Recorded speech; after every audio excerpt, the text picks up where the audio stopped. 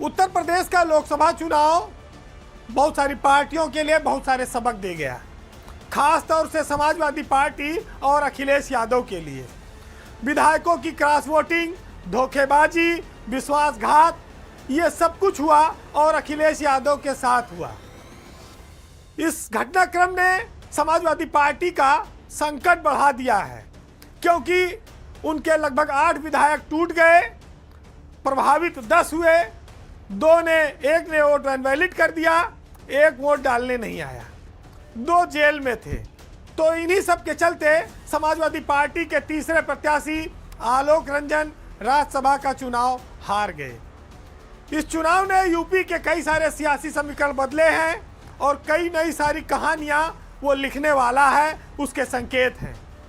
आज की तारीख में अगर आप देखें तो अखिलेश यादव के पास सीधे तौर पर 108 विधायक हैं। चूंकि 2 जेल में थे इसलिए उनके पास 108 विधायक हैं, लेकिन अब क्रॉस वोटिंग के बाद उनके पास मात्र 98 विधायक ही बचे हैं। मनोज पांडे सचेतक थे, पार्टी छोड़ गए, और गायत्री प्रजापति की पत्नी वो वोटें देने नहीं आई। सहजील इस्लाम जो बरेली से विधायक है, उन्होंने बैलेट पेपर पर बताते हैं कि पीपी लिख दिया, मेरा पेट्रोल पंप बचाओ। और भाजपा के प्रभाव में अभय सिंह, राकेश पांडे, पूजा पाल और कई सारे नाम जो टूट गए। सपा से अगड़ा भी टूटा और पीडीए के विधायक भी टूटे, यानी कि पिछड़ा भी टूटा।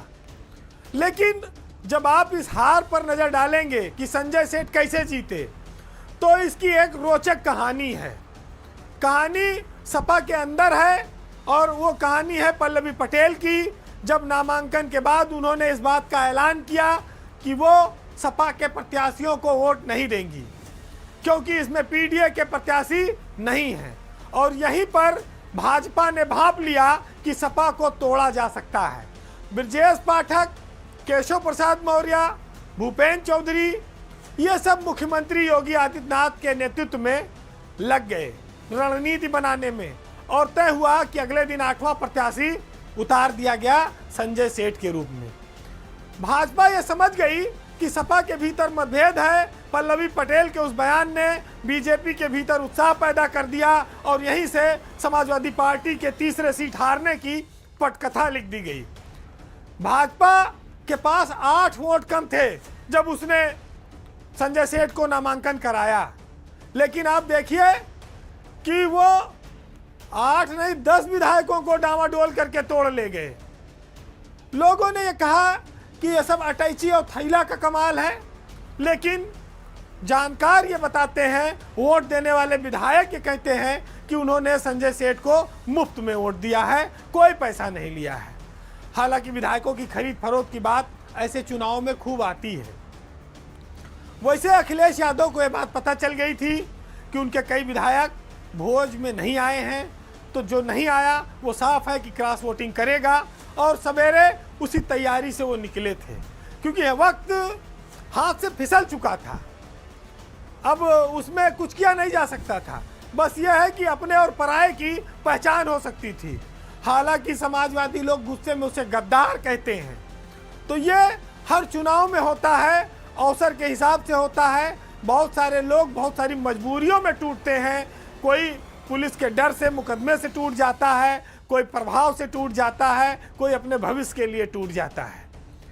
हैरत की बात यह है कि संजय सेठ कभी मुलायम सिंह के बहुत करीबी हुआ करते थे।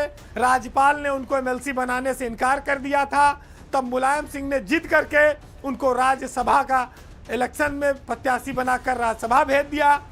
उसके बाद वो इस्तीफा दे गए और बीजेपी में चले गए।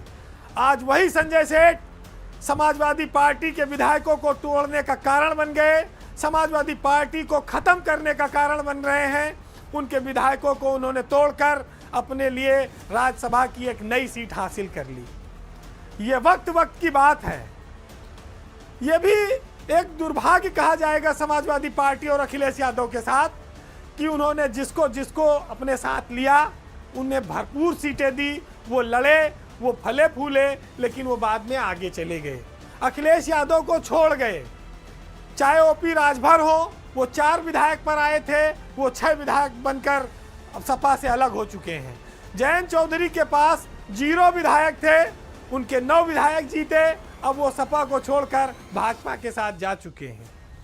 पल्लवी पटेल कभी एमएलए नहीं हो पाई, सपा के सिंबल पर जीती और उसके बाद उन्होंने अखिलेश यादव का सबसे बड़ा सियासी नुकसान किया।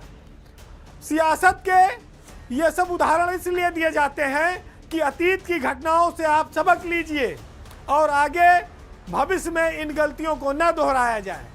लेकिन नेता के सामने, किसी व्यक्ति के सामने ऐसी कोई मशीन नहीं है कि जो सामने आवे तो उसकी बेईमानी का आकलन कर ले कि ये हमारे साथ रहेगा या भाग जाएगा, ये सही बोल रहा है कि झूठ बोल रहा है। सबकी अपनी अपनी मजबूरियां हैं। विश्वास न करें तो क्या करें, और विश्वास जब जब हुआ तब तब विश्वासघात हुआ, धोखा हुआ। और राज्यसभा का चुनाव धोखा, फरेब, लालच, लैला थैला सब चीज़ों पर के लिए याद रखा जाएगा।